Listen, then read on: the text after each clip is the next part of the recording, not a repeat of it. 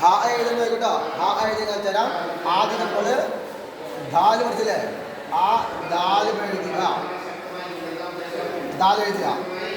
ദാല് എഴുതിയിട്ട് ഇവിടുന്ന് ഈ ദാലിൽ ഇവിടുന്ന് കൊണ്ടുപോവുക. ശേഷം ഇവിടുന്ന് ഇങ്ങോട്ട് വരിക. അപ്പം എന്തായി? തന്നെ ഹ. ഒന്നുകൂടെ നോക്കോ. ആദ്യം ദാൽ എഴുതുന്നു. ആദ്യം നമ്മൾ ദാൽ എഴുതുന്നു. ആ ദാലിൻ്റെ അവസാന ഭാഗത്ത് നിന്ന് ഇങ്ങോട്ട് വരയ്ക്കുക. എന്നിട്ട് ഇങ്ങോട്ട് വരണം. അപ്പോൾ നമ്മൾ ശ്രദ്ധിക്കേണ്ടത് ഇവിടെ ഒരു സാധനം ഉണ്ടാകും. ഇത് താഴെയാണ് ഈ ദാലിന് ഇവിടെ തന്നെ വരയ്ക്കേണ്ടത്. ഒന്നുകൂടെ ഒന്നിനും കാണിച്ചു തരാം. ആദ്യം നമ്മൾ ദാല് വരയ്ക്കുക. ദാല് എഴുതുക. ദാല് എഴുതിയിട്ട് ശേഷം എന്ത് ചെയ്യുക? അവസാന ഭാഗത്ത് ഇങ്ങോട്ട് കൊണ്ടുപോകണം. ഇങ്ങോട്ട് കൊണ്ടുപോയി അവിടുന്ന് ഇങ്ങോട്ട് ഇതുപോലെ ഇങ്ങനെ വരയ്ക്കുക. അപ്പം എന്തായി? ഹ ആയി. ഇങ്ങനെയാണ് ഹ എഴുതേണ്ടത്. മനസ്സിലേക്ക് ആ എഴുതുമ്പോൾ ദാല് പഠിച്ചുകൊണ്ട് ഹ നമുക്ക് എളുപ്പം എഴുതാനായി.